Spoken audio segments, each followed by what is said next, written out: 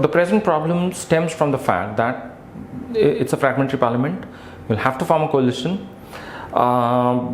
Before the September elections, Netanyahu formed a broad front with the ultra-orthodox and the religious parties. So a unity coalition on the right, a coalition which was devoted and dedicated to this idea that Israel is a Jewish nation and the Jewish character of the state should be upheld. What set the ball in motion was Avigdor Lieberman in the last Knesset, in the Knesset before the 21st Knesset elections were held, that is the 20th Knesset. Lieberman was Netanyahu's defense minister. And as defense minister, Lieberman comes up with this astounding idea that the Haredim, that's the Jews who take to religious studies, who study the Torah for a living and eke a livelihood out of the understandings that they glean from the studying of the Torah, should be put to military service.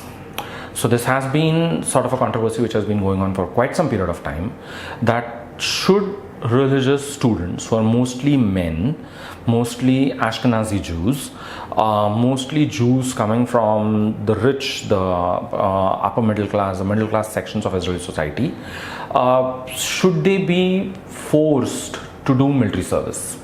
So the ultra-orthodoxy has always fallen back on a certain understanding of Judaism, when they insist on this, that given the fact that they spend most of the time studying the Torah, most of the time reading it, writing about it, theorizing on it, they should be kept away from army service, from active army service, because the faith doesn't believe that that's the right sort of a thing for these types of religious scholars to do.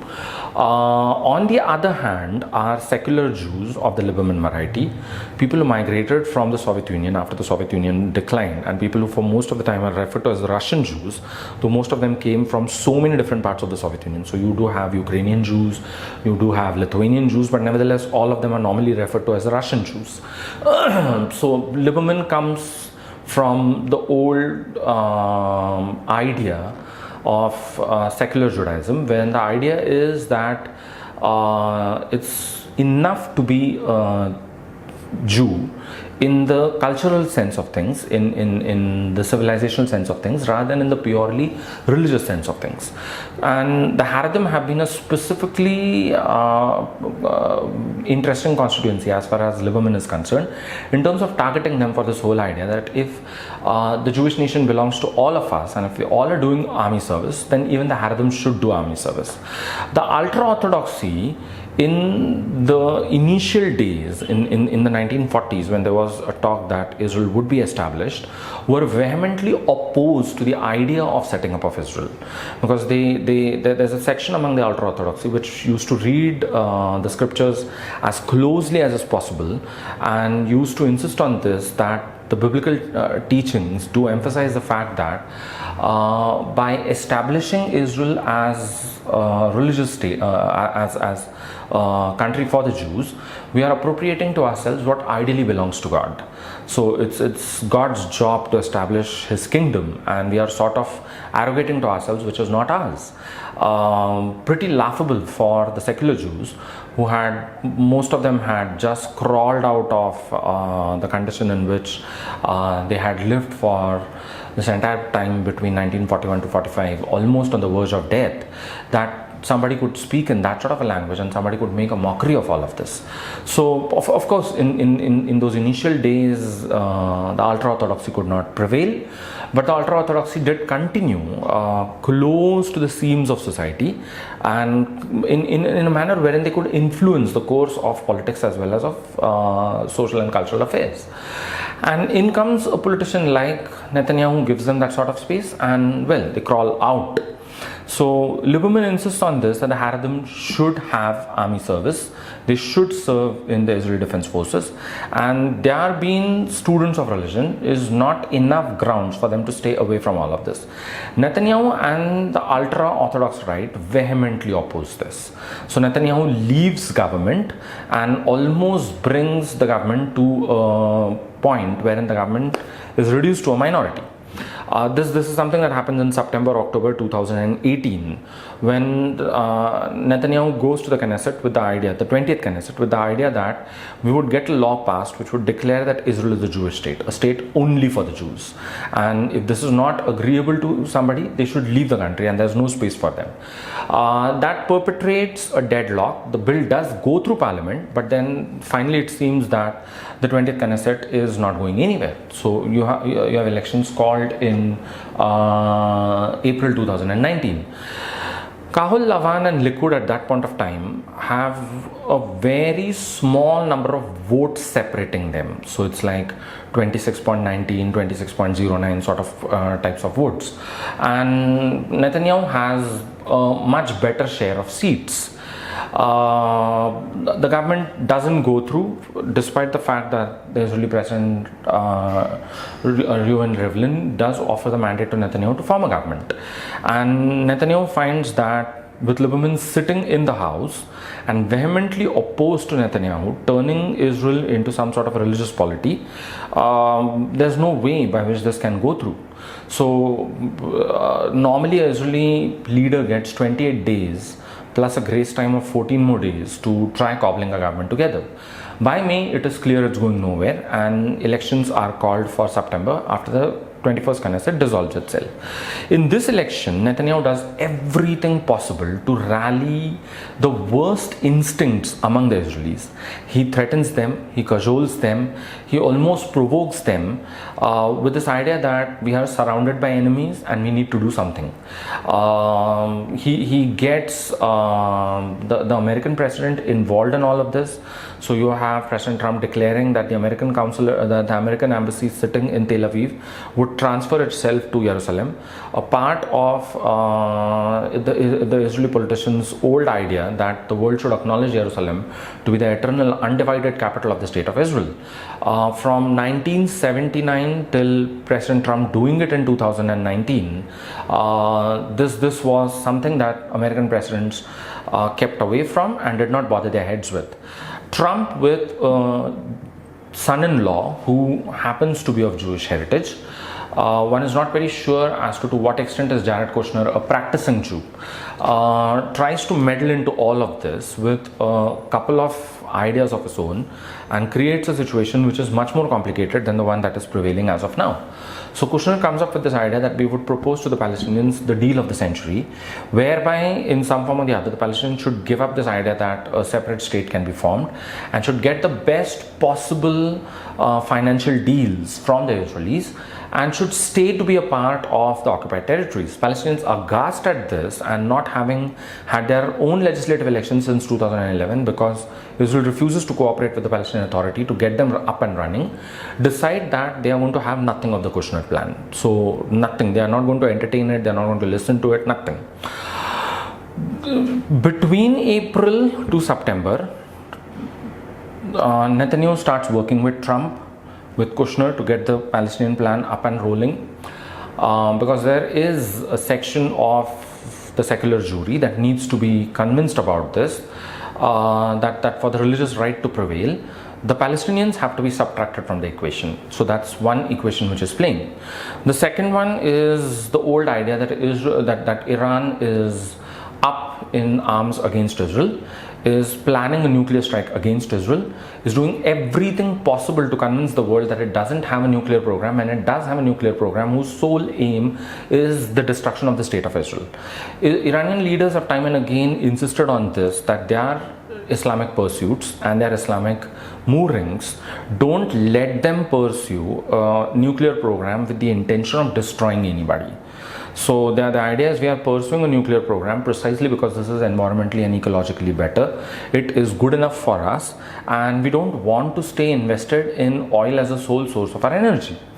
So this is, as far as the Iranians are concerned, this is for civilian purposes, but then nobody in the region is convinced about it, given the fact that Iran is a revolutionary radicalized regime with the size of the army that it does have, with a huge population.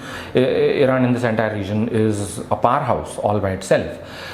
And Israel is doing everything possible to provoke Iran in a manner wherein Iran should strike it. So the Netanyahu plan is that keep doing everything possible, which is so irritable to the Iranians that after a point of time they would decide that the only better thing to do is we have got to smack this down. But unfortunately they refuse to bite the bullet.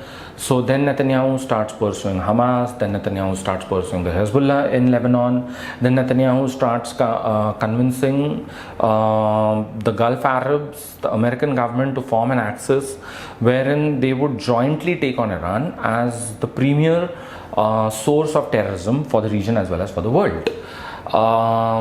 And when even that doesn't work, on election day, something unusual which has never been done, Netanyahu gives interviews to radio and television channels all over the place. Netanyahu visits different types of public transportation depots in Jerusalem, tries to rally his base as far as is possible to go out and vote in large numbers. The more Netanyahu tries to fire up his base, the more the Arabs get fired up. So Israeli Arabs, who have always been extremely lethargic and apathetic towards the entire process of parliamentary elections in Israel, turnout has rarely crossed 50% among the Arabs. This is a rare election in which the Arab turnout goes all the way to 69%. So they decide that, well, they have got to get out in large numbers and they have got to prove their point. And lo and behold, what you have is the joint list winning 13 seats. And then again a stalemate. So the result reads 32 seats for Likud, 33 seats for Kahol Lavan, 56 seats for the coalition that Prime Minister Netanyahu had assembled, and 55 seats for the coalition that Kahol Lavan is capable of summoning in parliament. The joint list does inform President Rivlin that they are going to give their mandate, they are going to give their support to Benny Gantz and his party to go ahead and form the government, but they won't be joining it. So something again which would have been very rare for the Arabs to join an Israeli government. So they are like, clear, we are not going to join this.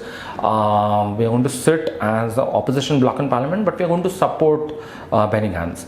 And of course, this for them is swallowing a chalice of poison on the backdrop of the 2014 Gaza strikes, wherein Benny Gantz is in supervision of the actions of the Israeli Defense Forces, which results in the death of 2,000 Palestinians. So they know for sure that they are actually recommending somebody for the position of Prime Minister of Israel who has Arab blood on his hands. But the idea is it's someone like him is better as compared to Netanyahu, who is a perpetual threat and terror as far as Arab children are concerned. So you have a stalemate. So though Netanyahu's party has one seat less than Kahol Lavan, Netanyahu's coalition has one seat more as compared to the blue and red coalition, the blue and white coalition.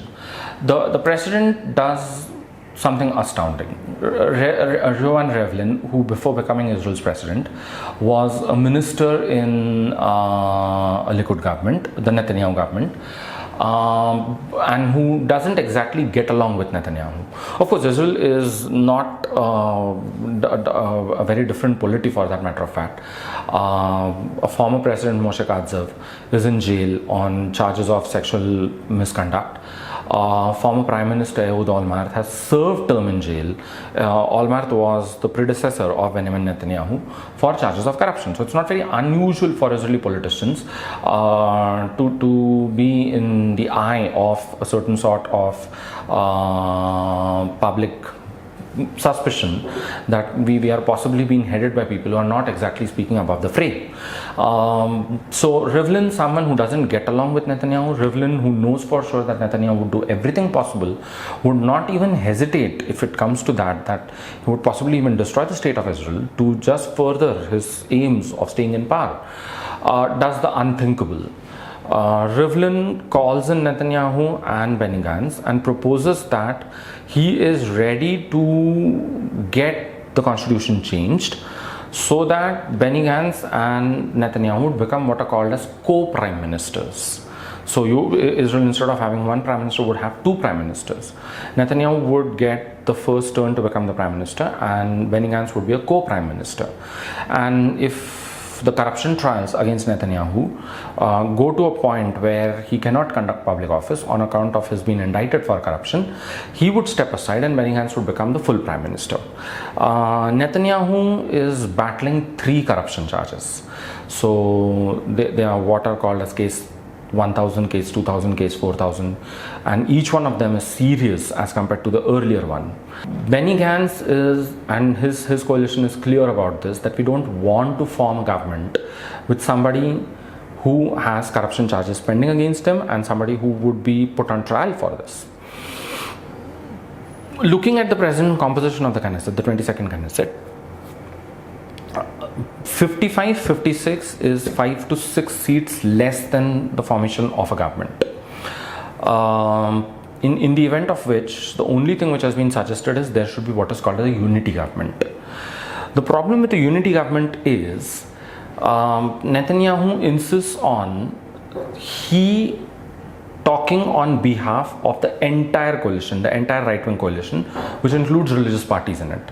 So you do have religious parties in it, and his idea is that he is going to speak on behalf of all the religious parties. Gantz doesn't have a problem with this, but the sole problem being that they don't want Netanyahu for a simple reason, because Netanyahu might be put in prison for the sort of charges which are fairly serious, and in that case they don't want somebody like him to be a part of their government, or they don't want somebody like him to be associated with. Avigdor Lieberman, on the other hand, the man who holds almost the balance of power, the trump keys with those 9 seats, is very clear about this, that he is not opposed to a unity government which comprises Likud, which comprises Kahol Lavan, and which comprises Israel Bethany. His only problem is this government cannot be supported by the Arabs, so the Arabs will have to keep away from this. Lieberman is a sworn secular nationalist who is very clear about this, that the Arabs can't be part of any solution as far as Israel politics is concerned, and is more or less hell-bent on extending settlements in the West Bank, is hell-bent on annexing portions of the West Bank to Israel, is hell-bent on practically all these different types of things. The one problem other than the Arabs that Lieberman has are the religious Jews. So Lieberman is very clear about this, that he's not going to talk with anybody who's going to bring the religious right into government. So the Lieberman point is the ultra-Orthodox Jews cannot be part of any government, because that's exactly the point with which he has been fighting for this long.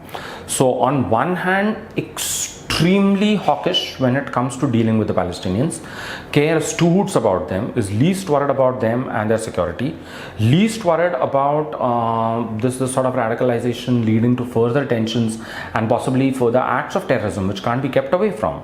Lieberman is clear the Arabs just don't have any right to anything that Israel is presently made up of. So the Lieberman idea is they should leave. We have got nothing to do with them.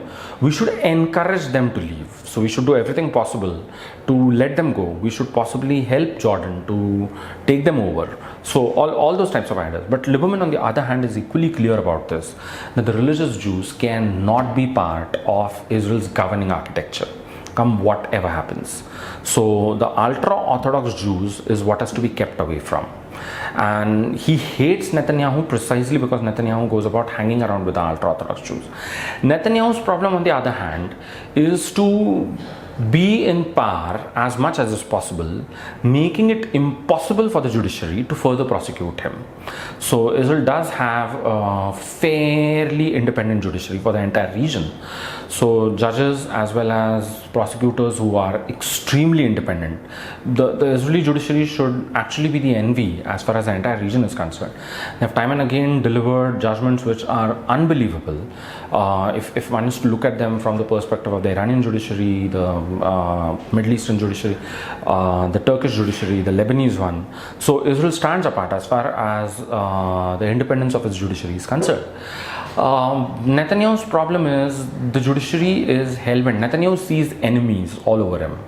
So in his last stages, he has finally zeroed on this American non-profit called as New Israel Fund, which was established way back in the 1980s as the organization which doesn't want him to be the Prime Minister of Israel. New Israel has gone about helping a whole range of Israeli organizations that care about and that worry about and that are concerned about Jewish causes, Jewish issues. And Netanyahu believes that they are the ones who are putting in all this money and seeing to it that he won't be able to conduct government. His significant problem is the judiciary. His only problem, moreover, is the judiciary. If the judiciary renders him legally incapable of heading the state, there is no way by which he can head the state.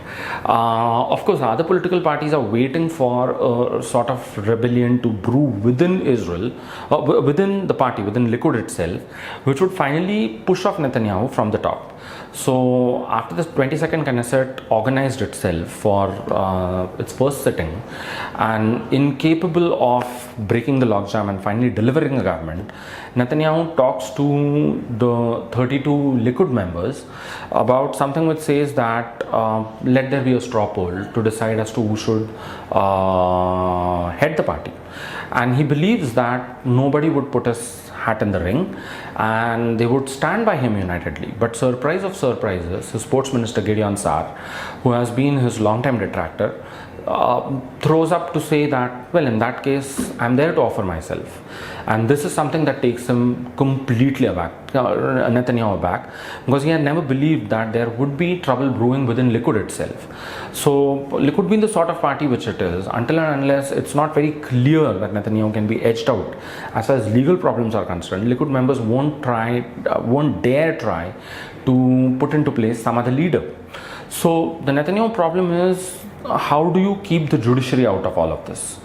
The judiciary's problem is, in the interest of delivering fair justice and probity, the Prime Minister has to cease using state influence to influence the course of judicial proceedings. Reverend Revlin believes that the only way by which you can make trouble for Netanyahu is to insist on this, that he should continue in power. Benny Gantz wants a government and doesn't have a problem in dealing with Netanyahu, but doesn't want somebody who at any point of time has a judicial taint against him. Avigdor Lieberman is very clear about this, that no government can step into power which enjoys support from the Arabs, and no government can step into power which enjoys support from the ultra-Orthodox Jews. So with the sort of quagmire in which we find ourselves again, it seems that the 23rd Knesset will have to be voted for. And of course, a lot of people are not very sure about this as to would that be enough to break the logjam, because all in all it seems that we would possibly be repeating the same thing again and again. If tensions prevail in the region in the way in which they are, and if in the hope of provoking Iran into striking Israel, if Israel does something absolutely foolhardy under Netanyahu, and they're capable of doing that, which would finally bring Iran's patience to an end and Iran starts striking at Israel, that would create a massive problem as far as oil prices all across the world are concerned. For a country like India that goes about importing almost 87% of its crude, most of which the highest amount that it imports is from Iraq. But then obviously if crude is on a boil, prices are going to go high, and that's going to create a problem as far as India's macroeconomy is concerned. All in all, it seems that the 22nd Knesset is also going to get dissolved, and possibly Israel is headed towards its 23rd election. And how would things look like after that? Well, it's anyone's guess. But as of now, here's a man whose quest for power, in terms of keeping him away from the law taking its own course, has thrown a whole region in turmoil and jeopardy. Thank you. Press the bell icon on the YouTube app and never miss another update from the Unique Academy. Don't forget to like, comment and subscribe to our channel. Stay tuned.